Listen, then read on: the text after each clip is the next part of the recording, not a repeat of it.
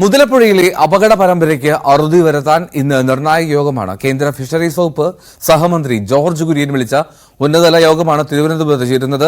സംസ്ഥാന ഫിഷറീസ് മന്ത്രി സജി ചെറിയാനും ഫിഷറീസ് മന്ത്രാലയത്തിലെ ഉന്നത ഉദ്യോഗസ്ഥരും ഈ യോഗത്തിൽ പങ്കെടുക്കും.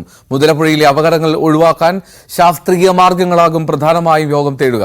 മുതലപ്പുഴയിലെ 164 കോടി രൂപയുടെ പദ്ധതിക്ക് ഇതുവരെ കേന്ദ്ര സർക്കാരിന്റെ അംഗീകാരം കിട്ടിയിട്ടില്ല.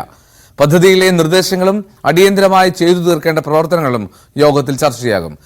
യോഗത്തിന് ശേഷം മന്ത്രിയുടെ നേതൃത്വത്തിലുള്ള സംഘം മുതലപ്പുഴ സന്ദർശിക്കുകയും ചെയ്യുന്നുണ്ട്. വി വിനോദ് തുടരുന്നുണ്ട്. വിനോദ്, ഈ മുതലപ്പുഴ ഒരു മരണമുനമ്പ് എന്നുള്ള തരത്തിലേക്ക് മാറിയിട്ട് നാളുകളാകുന്നു. അപ്പോൾ ഏറെ നാളായിട്ടുള്ള ആവശ്യമാണ് ആ പ്രശ്നം പരിഹരിക്കപ്പെടണം എന്നുള്ളത്. പക്ഷേ ഇനിയും അത് സാധിക്കാതെ പോകുന്നു. എത്രത്തോളം പ്രതീക്ഷ വെക്കാം ഇന്നത്തെ യോഗത്തിൽ? എൽദോ, വളരെ കണ്ണീരോടെ നമ്മൾ കാണുന്ന ഒരു സ്ഥലം തന്നെയാണ്. കാരണം ദുഃഖമാണ് അവിടെ. പലപ്പോഴും ആഴ്ചകളുടെ വ്യത്യാസത്തിൽ മാത്രം ജീവൻ പൊലിയുന്ന ഒരു സാഹചര്യം. അവിടേക്കാണ് ഇപ്പോൾ വളരെ നിർണായകമായ ഒരു നടപടിയിലേക്ക് സർക്കാരുകൾ കടക്കുന്നത്. അത് കേന്ദ്ര സംസ്ഥാന സർക്കാരുകൾ സംയുക്തമായി തന്നെ അവിടുത്തെ പ്രശ്നത്തിന് പരിഹാരം കാണണമെന്ന ഒരു നിലയിലേക്ക് പോകുന്നു. ഇപ്പോൾ അവിടെ കോൺഗ്രസിന്റെ അനിശ്ചിതകാല നിരാഹാര സത്യാഗ്രഹം, അതായത് കോൺഗ്രസ് പ്രവർത്തകർ മാറി സമരം ചെയ്യുന്ന ഒരു സാഹചര്യം ഇപ്പോൾ മുതലപ്പുഴയിലുണ്ട്. ഇന്ന് ജോർജ് കുര്യൻ, കേന്ദ്ര സഹമന്ത്രി, അദ്ദേഹം അവിടെ സന്ദർശിക്കുന്നുണ്ട്.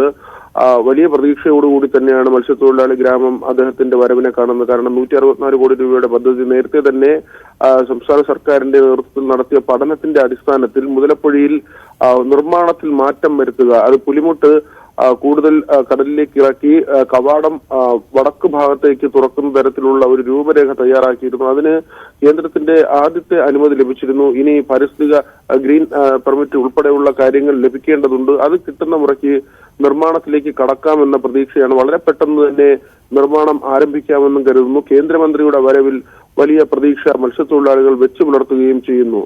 എന്തോ റൈറ്റ്. എന്തായാലും കേന്ദ്ര സഹമന്ത്രി ജോർജ് കുര്യൻ വിളിച്ച യോഗമായതുകൊണ്ടും കേന്ദ്ര സർക്കാരിന്റെ പദ്ധതി വിഹിതം അത് ലഭിക്കാനുള്ള സാധ്യതയൊക്കെ ആഗ്രഹിക്കുന്നതുകൊണ്ടും ഇപ്പോൾ വളരെ പ്രതീക്ഷയോടെയാണ് മുതലപ്പുഴക്കാർ ഈ യോഗത്തെ ഉറ്റുനോക്കുക. സംസ്ഥാന ഫിഷറീസ് മന്ത്രി യോഗത്തിൽ പങ്കെടുക്കുന്നു. വിനോദാണ് വിവരങ്ങൾ നൽകിയത്.